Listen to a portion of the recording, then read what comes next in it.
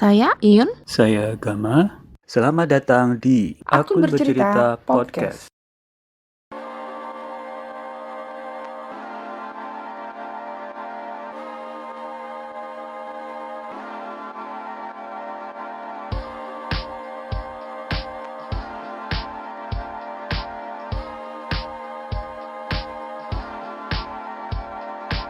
Di episode kedua bagian 1 ini, kita mau ngobrol tentang profesi eksternal auditor di kantor akuntan publik atau KAP. Ini adalah salah satu profesi lulusan akuntansi yang dari dulu identik dengan sering kerja lembur dan banyak tekanan. Apa masih seperti itu? Lalu, keahlian apa aja nih yang dibutuhkan untuk menjadi auditor yang tangguh? Narasumber kita kali ini adalah Hairul Wismoyo atau yang biasa kita panggil Irul. Irul adalah lulusan akuntansi UGM angkatan 2003 dan sudah berprofesi sebagai eksternal auditor selama 16 tahun. Irul memulai karirnya di KAP Ernst & Young di tahun 2006 di Jakarta selama 14 tahun, lalu pindah ke Deloitte dan sekarang menjadi partner di RSM Indonesia. Irul, sebelum kita mulai nih ya, boleh ceritain dulu nggak pengalaman kamu menjadi auditor, itu udah pernah di mana aja dan auditor apa aja gitu? Jadi pertama kali aku di EY kan ya. Di EY waktu itu spesialis tambang, jadi ngaudit Freeport dan banyak tambang lah di sana. Kemudian habis itu pindah spesialis ke listrik, jadi PLN, kemudian IPP, perusahaan listrik swasta. Kemudian setelah listrik balik ke tambang lagi, jadi spesialis batu bara, mineral, persis seperti yang Freeport. Kemudian spesialis kebun, jadi kebun sawit lah, kebun apa, PTPN Group gitu, pegang. Nah, kemudian yang kecil-kecil nih banyak juga, Yun. Manufaktur lah, trading, otomotif, bahkan aviasi, penerbangan juga ada, kemudian properti juga ada, kemudian pindah ke Deloitte, di sana spesialis kebun juga, banyak perusahaan-perusahaan sawit. Pas COVID kan sawit tetap jaya tuh harganya naik, jadi spesialis kebun. Kemudian sekarang di kerjaan yang sekarang jadi spesialis financial service. Di EY dulu berapa tahun? Di EY berapa tahun ya? 2006 sampai 2020, 14 tahun. 14 tahun, jadi karir puncaknya di EY udah sampai ke senior manager. Senior manager. Di Deloitte juga berarti levelnya udah langsung senior manager juga ya? Iya. Oke, terus itu berarti dua-duanya di KP. Kalau sekarang pindah ke? Sekarang ada di RSM AJ, jadi partner. Wah, luar biasa. Berarti 16 tahun karir sebagai auditor, akhirnya sekarang berhasil menjadi partner di KP gitu ya? Ya. Ini menarik loh, Irul itu salah satu teman di angkatan kita yang yang lurus jalannya, konsisten untuk berada di jalur menjadi auditor dari awal berkarya sampai sekarang gitu ya. Belum pernah pindah, belum pernah loncat kemana aja kan? Selalu di profesi auditor terus ya, Irul ya? Ya. Auditor eksternal ya? Karena destiny aja, Yun, bukan berarti destiny apa passion nih? Bukan juga ya, syukuri aja lah. Gue daftar kemana? Ke KPK ditolak, ke tes-tes pegawai negeri juga ada yang nggak lolos lah, ada yang pasti luar kota, ya nasib lah, Yun.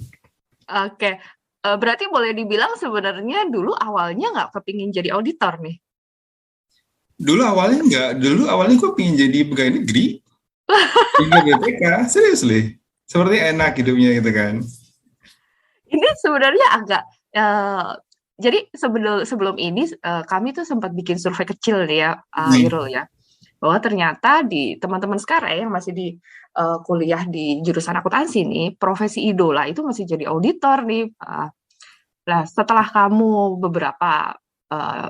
setelah sekian tahun menjadi auditor itu, sebenarnya apa sih itu menariknya menjadi auditor sehingga itu kamu tetap bertahan di sana, atau mungkin menurut kamu kenapa sih banyak teman-teman akuntansi yang tertarik jadi auditor?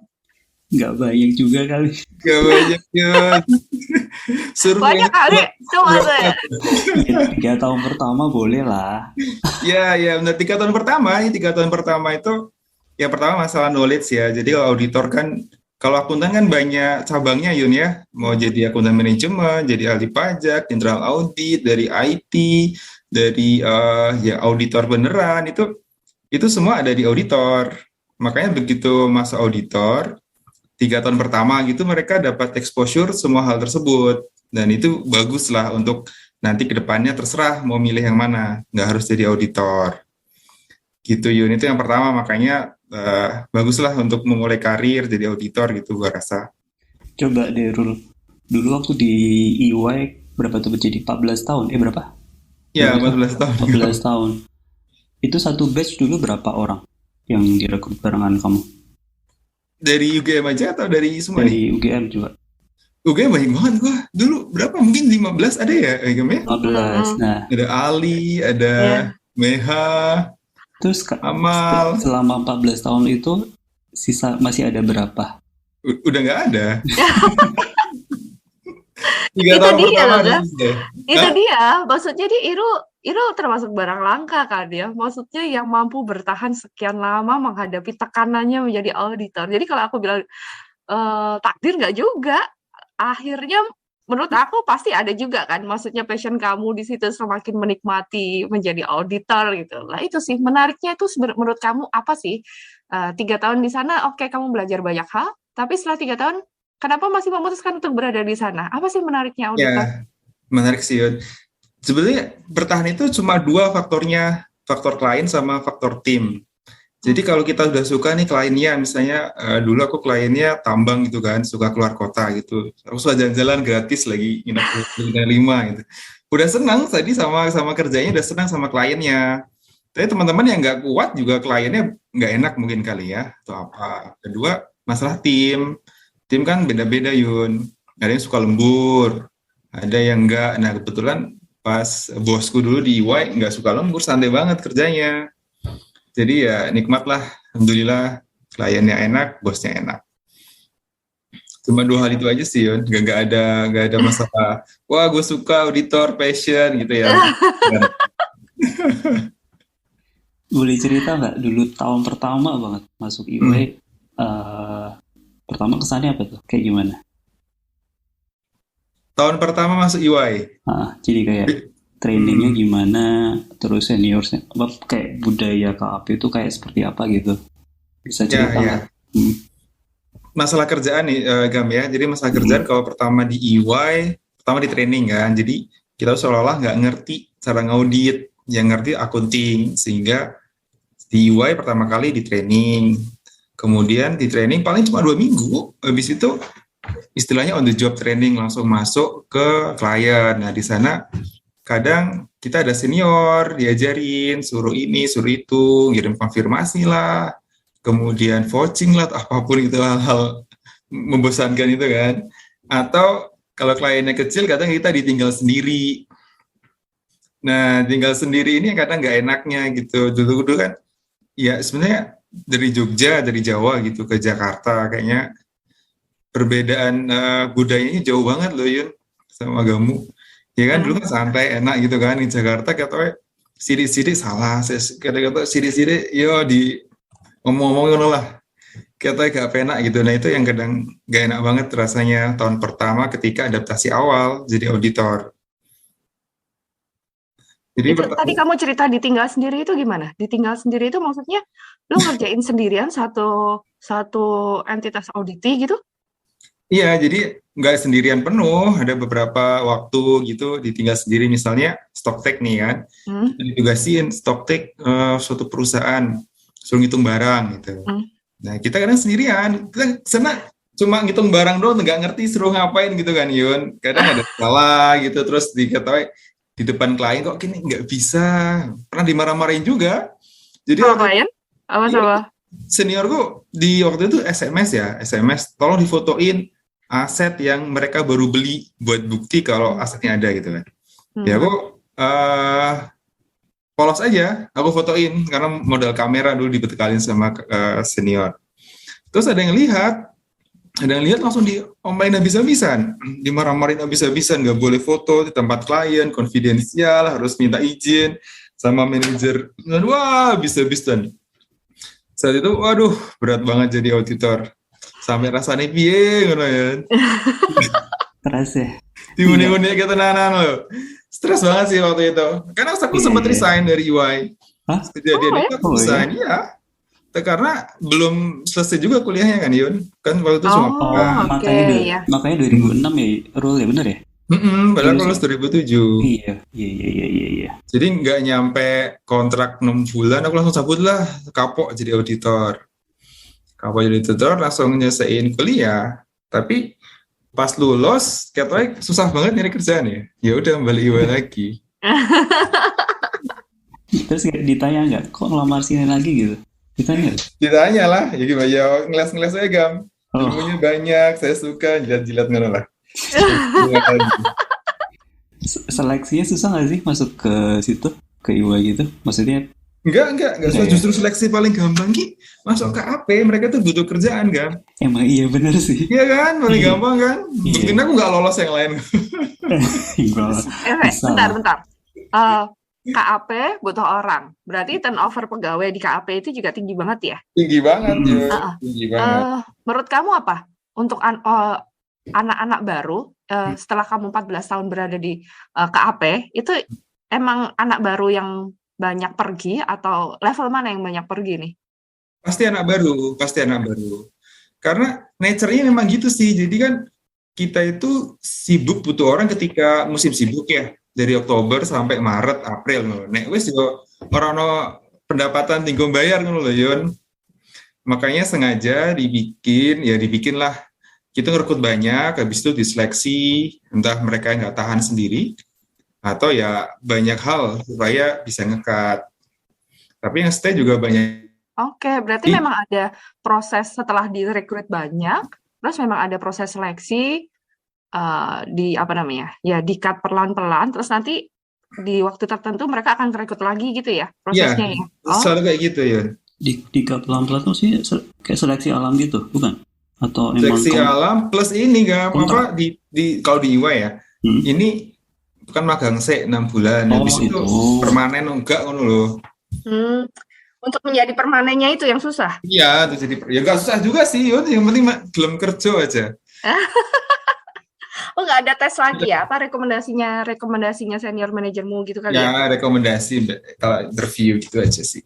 Tapi ini kamu dari tadi senyum-senyum juga bayangin dulu zaman kamu jadi auditor ya, Gam? Iya. Dulu gimana, Gam, di PwC, Gam? Sama lah. Tapi itu tadi 6 bulan tuh maksudnya probation, bukan probation?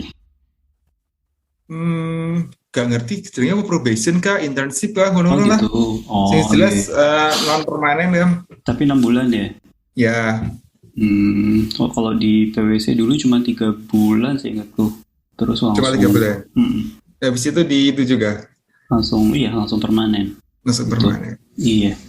Oke, ini tadi ngomongin anak baru ya. Kamu masuk terus ternyata ketika anak baru itu memang tekanannya besar. Trainingnya juga cuma sebentar. Setelah itu sudah harus melakukan pekerjaan auditor yang kadang-kadang kita nggak tahu mesti ngapain gitu kan. Itu. Jadi waktu itu di awal itu memang saat itu kamu ngerasain bener bahwa tekanannya itu berat banget sehingga pernah memutuskan untuk keluar jadi auditor gitu ya, bahkan sampai sedemikiannya gitu. Memang seperti itu? Maksudnya memang dunia auditor itu seperti itu?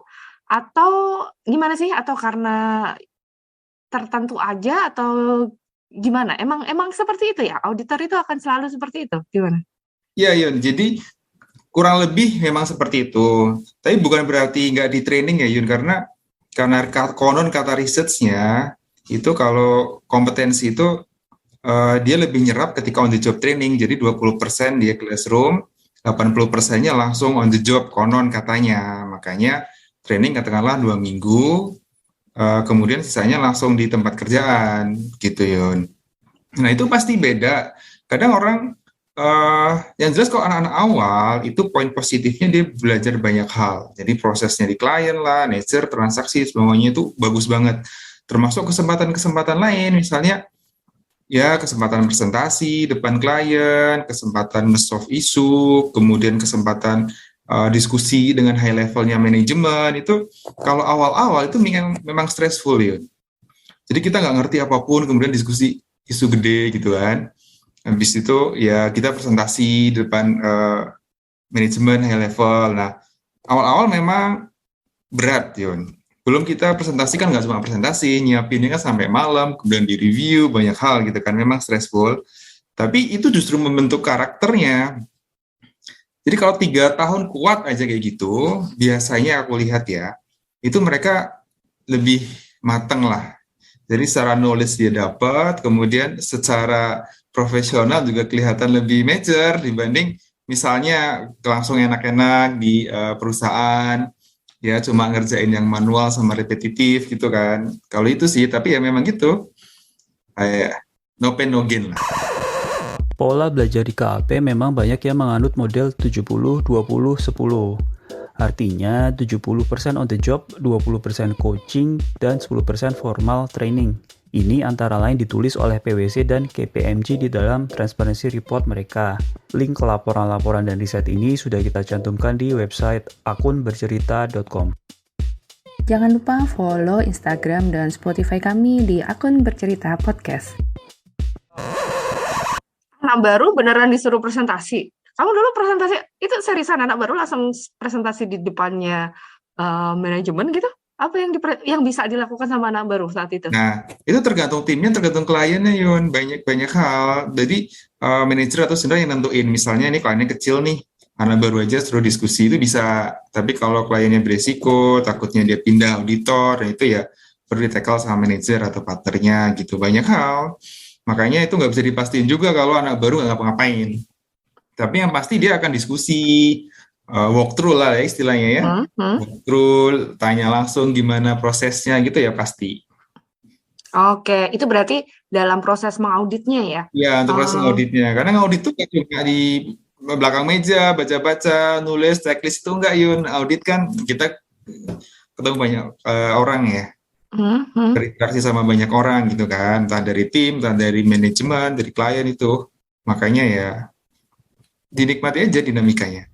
Terus kalau boleh nambahin ya, itu kesannya tadi kan jadi terima di KAP, training cuma 2 minggu, terus langsung cemplung gitu ya ke klien gitu ya. Kesannya kejam gitu ya.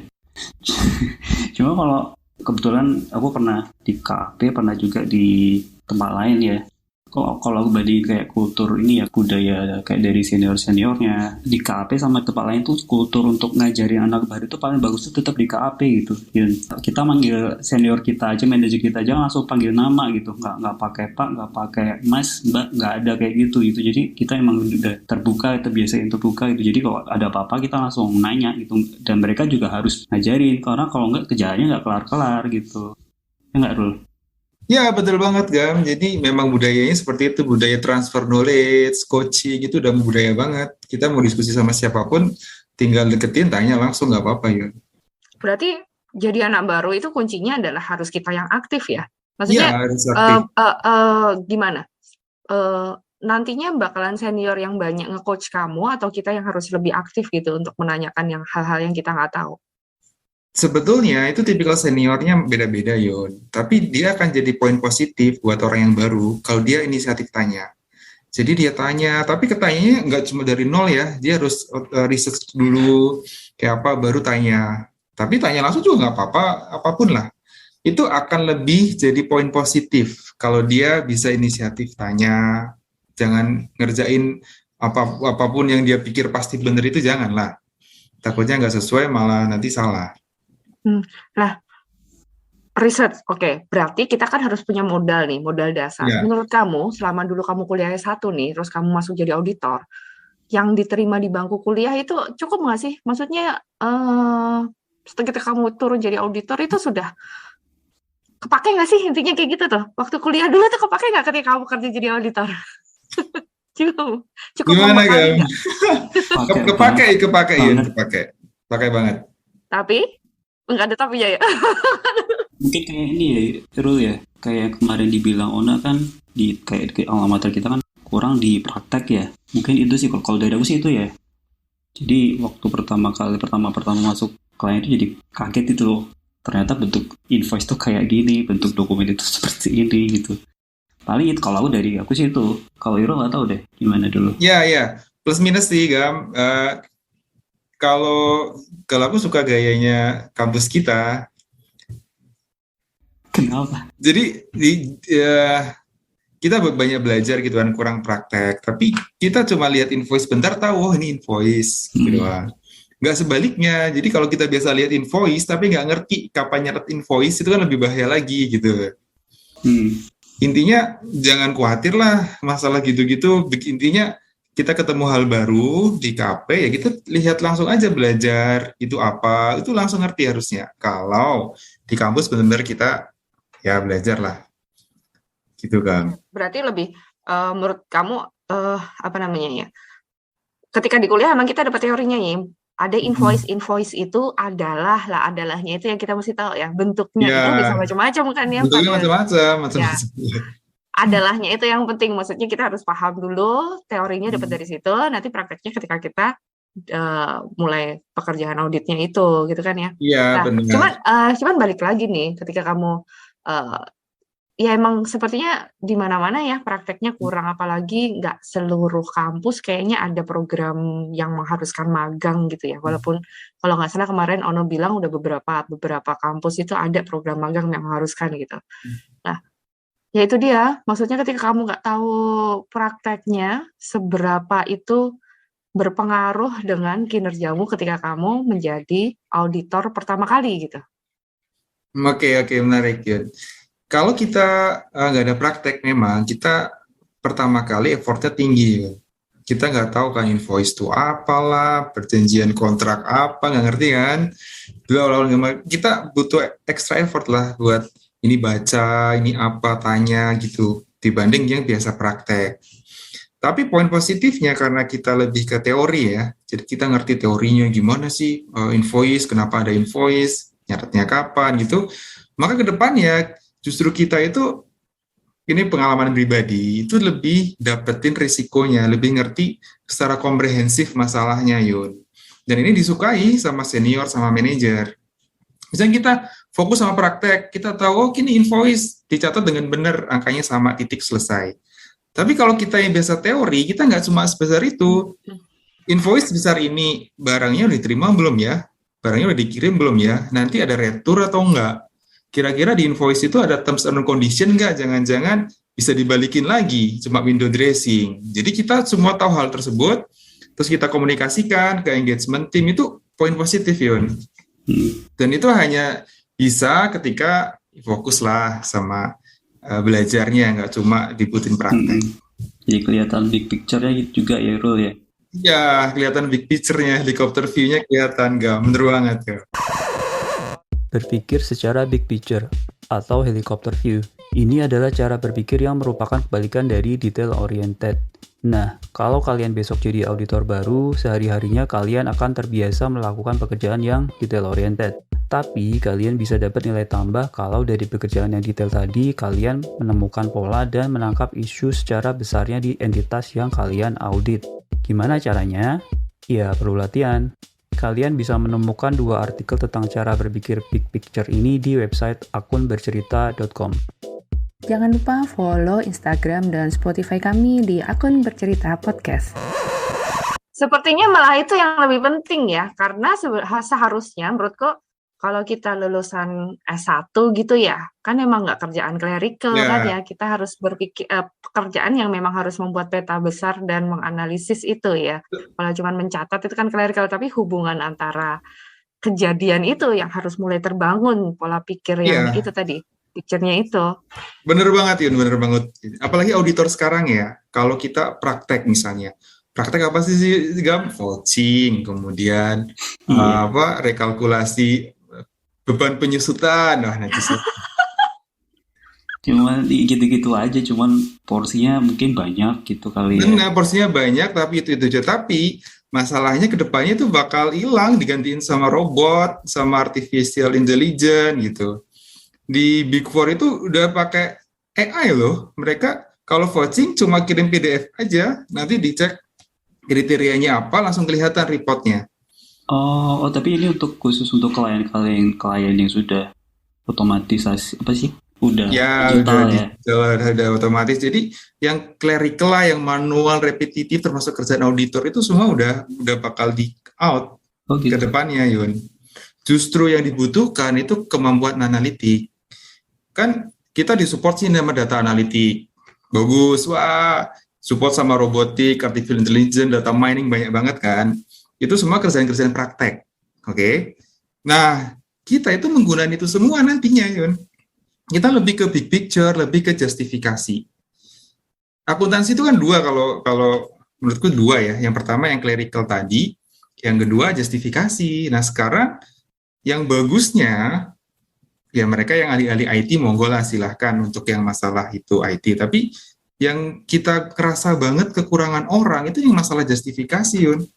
Auditor-auditor sekarang itu teorinya kayaknya kurang banget itu gimana gitu. Entah mereka udah nggak pede duluan belajar teori atau gimana gitu ya. Oh, ini pengalaman rekrut nih berarti. Mereka pengalaman rekrut juga. Pengalaman bekerja dengan auditor sekarang gitu ya. Iya. Harapannya sih auditor sekarang ya mesti jangan latah lah, kalian sibuk ngurusin data analitik, kok jago banget, tapi kalian nggak ngerti teorinya, sayang banget gitu. Gitu ya. Justru itu yang penting. Misalnya gini ya, sederhana aja. Sekarang kan IFRS semuanya udah pakai nilai wajar gitu kan. Kemudian banyak hal justifikasi, misalnya aset tetap gitu ya. Kita sibuk metode penyusutan, ada straight line, ada double declining gitu-gitu kan. Itu pasti robot yang nentuin nanti.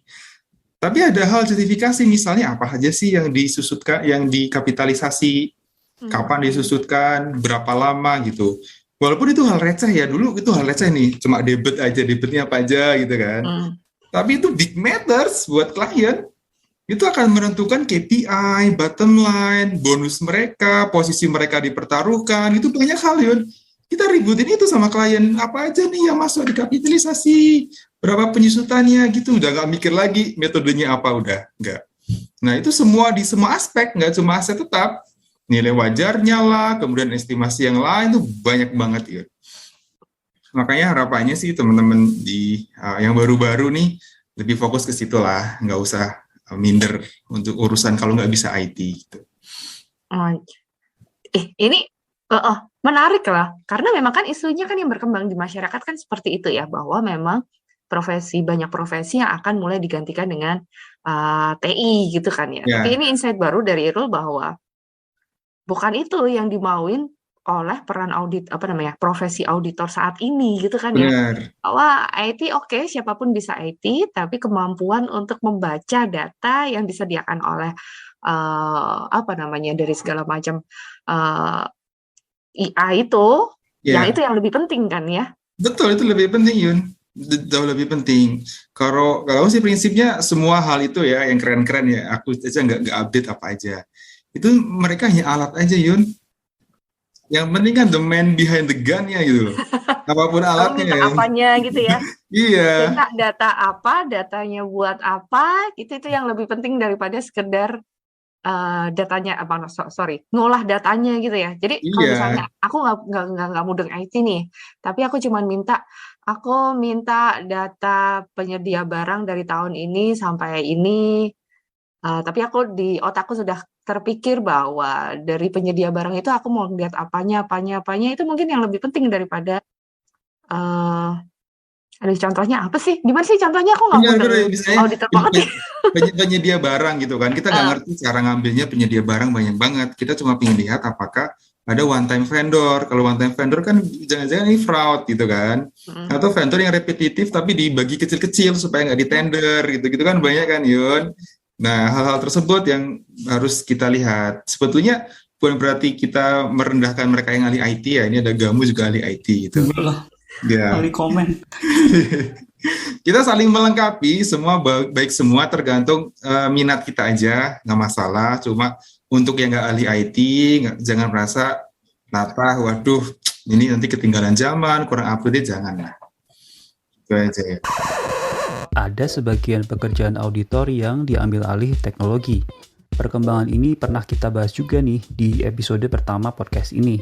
Judul episodenya, apa sih spesialnya lulusan akuntansi? Bisa kalian dengarkan di Spotify atau di website akunbercerita.com. Jangan lupa follow Instagram dan Spotify kami di akun Bercerita Podcast. Kalau boleh nanya dari segi, misalkan nih, 10 tahun yang lalu dengan tahun sekarang gitu, ada porsi teknologi yang lebih tinggi itu ngaruh ke jumlah porsi anggota timnya nggak? Jadi mungkin jumlah auditor yang direkrut jadi lebih sedikit misalkan sekarang, itu ngaruh ke situ nggak? Ya, ngaruh banget. Ngaruh ya? Dulu ke waktu kita belum ada awal-awal lah ya, cuma ada email itu banyak banget orang yang kita rekrut buat ngerapin data, ya ngerapin data, ngerapin file gitu banyak banget. Sekarang yang kita ngerekrut pasti lebih sedikit, tapi toolsnya di laptop jauh tambah lebih banyak gitu kan. Berarti makin susah dong sekarang kompetisi untuk bisa masuk jadi auditor ya? Nah, gini dulu, untuk satu engagement. Jadi satu engagement misalnya dulu ada 10, sekarang 5. Masalahnya ekonomi kan berkembang, Yun. Jadi gue dulu cuma pegang satu engagement aja udah capek banget. Sekarang 30 gitu. Dan 30 pun nggak ada orang. Maksudnya itu karena lebih banyak yang lebih banyak entitas yang harus diperiksa atau gimana? Ya, ekonomi kan tumbuh kan ya, tiap tahun berapa banyak hal baru, ada startup lah atau ada apa gitu kan. Nah, itu kan mereka banyak auditor yang baru, banyak orang-orang baru gitu, which is sekarang supply-nya juga tambah sedikit. Oke. Jadi maksudnya karena jumlah kliennya bertambah banyak, tapi meskipun jumlah auditor dalam satu engagement itu berkurang, tapi secara keseluruhan tetap kekurangan gitu. Iya, tetap kekurangan. Jadi secara bisnis KAP tetap kekurangan orang. Meskipun jumlah auditor yang direkrut mungkin jumlahnya nggak terlalu jauh dengan tahun-tahun yang lalu gitu ya, maksudnya gitu. Tiap engagementnya. Tapi secara bottom line total jauh lebih banyak nambah terus yang dibutuhkan. Oke. Atau itu juga mungkin profesi auditor jangan-jangan banyak juga teman-teman akuntansi yang udah nggak tertarik di situ kali ya? Atau gimana? Bisa jadi, Yun. Susah banget sekarang ngerekrut orang lah. Oh ya? Iya, susah, seriously. Maksudnya susah ngerekrut itu nggak ada yang mau atau kualifikasi kalian yang terlalu tinggi sehingga nggak masuk gitu? Jadi kan kualifikasi ada minimal lah ya. Kualifikasi minimal intinya tahu debit kredit gitu kan. Minimal banget. Debit kredit gitu. Dan kayak cek-cek juga itu buat kepentingan dia juga, takutnya dia nggak fit sama kerjaannya atau kredibilitas juga dia juga kan Yun ya. Dia nggak tahu, terus kita majuin kan malu-maluin dia juga. Nah itu yang orang-orang kayak gini tuh yang udah nggak ada, udah jarang. Irul ingat nggak dulu waktu masih kuliah, waktu zamannya KAP buka rekrutmen itu, terus masuk ke EY gitu ya, itu ketahuan nggak EY itu ngerekrutnya berapa kampus gitu dulu? Maksudnya sekarang kampusnya masih itu aja atau dia udah nambah banyak kampus yang lain gitu? Cuma nambah kampus yang lain. Nambah kampus yang lain ya? Nambah banyak. Oh, berarti emang secara keseluruhan minatnya turun, ada kemungkinan turun gitu ya? Ya, kalau gue lihat sih minat dari teman-teman baru lulus kayaknya turun ya, untuk ke KAP. Proses seleksinya tetap sama ya? Seleksinya sama. Oke, lah ini nih, kalau sekarang aku kan masih, misalnya teman-teman yang masih jadi mahasiswa nih, dan aku cita-cita banget pengen jadi auditor. Menurut kamu apa yang perlu aku siapin dari sekarang? Yang perlu disiapin intinya kuliah yang bener aja, belajar sesuai dengan mata kuliahnya, dinikmati. Maksudnya kan mata kuliah itu kan banyak banget nih, Rol. Gila aja aku harus jago di semuanya gitu. Makanya kalau aku cita-citanya banget mau jadi auditor, menurut kamu ada nggak sih yang apalah mata kuliah tertentu yang harus aku lebih fokus atau gimana gitu? Menurut kamu gimana? Auditor sebenarnya semua mata kuliah penting, Yun. Semua mata kuliah. Namun kalau aku lihat nggak usah kita jago banget. Misalnya nih ya, yang susah banget nih. Apa dulu AKL 2 konsol itu. Sampai dulu saya nggak ngerti gimana caranya konsol. Tapi kita dapat poinnya aja. Jadi kalau konsol yang penting dieliminasi. Kemudian ada goodwill, udah gitu doang. Nanti di praktek akan kita ketemu. Jadi kita nggak usah menyibukkan diri sih menurutku. Harus mempush diri sendiri, menguasai semua nggak usah. Yang penting kita tahu poinnya. Kemudian kalau jadi auditor, yang penting jelas accounting-nya sih, Yun.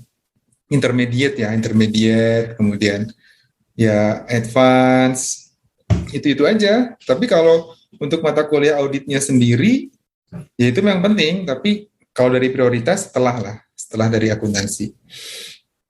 Jadi tetap lebih penting, bukannya lebih penting, basicnya auditor ya harus tahu akuntansi dulu gitu kan ya. Ya, Kita karena makan kita dulu audit akuntansinya, auditor itu nanti segala macam metode, segala macam itu tuh ngikutin ketika bisa ngikutin gitu ya. Ya, Penting lebih setuju. berkuat di teori akuntansinya itu. Ya, bener banget, Yun. Kalau akuntansi yang Jangan-jangan auditingmu dapat apa dulu? Aku di C soalnya. lalu aku B katanya, B minus. Berarti nggak terlalu kebukti, nggak terlalu ngaruh ya, bukan faktor Ya, utama untuk survive ya. ya. Oke. Nah ya, kalau emang AKL itu aku menyerah lah. Ya. Kalau AKL pun nggak usah kecil hati, kalau dapet C nggak masalah. Nanti ketemu juga di tempat kerja kita belajar lagi, jadi nggak masalah sih. Yang penting punya passion, dapat kredit itu udah cukup, lebih dari itu. Dapat kredit. Kredit rumah, kredit motor, ya. Iya, jadi motor. Satu lagi nih yang dari tadi sebenarnya kamu sudah sebut nih, tapi menurutku perlu digali lagi masalah komunikasi nih ya. Ya. Emang beda, teman-teman baru sekarang kan beda, yaitu milenial ke generasi Z, cara berkomunikasinya beda gitu kan. Gimana sih seharusnya kita berkomunikasi dengan senior-senior kita gitu yang ini sisinya anak baru ya. Kamu suka seperti apa? Anak baru menurut kamu tuh harus berkomunikasi seperti apa? Maksudnya ya emang ada beda generasi, tapi kan tetap kita harus pegang pada ya ada pet-petnya tertentu yang kita harus tetap ikutin kan ya. Ya, benar Yun. Komunikasinya penting adalah tepat waktu sih Yun. Jadi kalau kita komunikasi dalam bentuk apapun ya, dalam bentuk langsung nyamperin lah, telepon lah, WhatsApp lah, biasanya kalau profesi auditor kita nggak membatasi preferensi yang mana. Beda sama kalau perusahaan gede, pejabat, BUMN gitu kan kadang kita ada protokol tertentu gitu Yun. Tapi harapannya itu komunikasi tepat waktu. Artinya kalau ada kesulitan, ya langsung diinfo, jangan nunggu besok lagi seminggu udah telat baru ngomong gitu ya. Emang kalau di KAP gitu, ini nggak sih birokrasi kayak apa sih?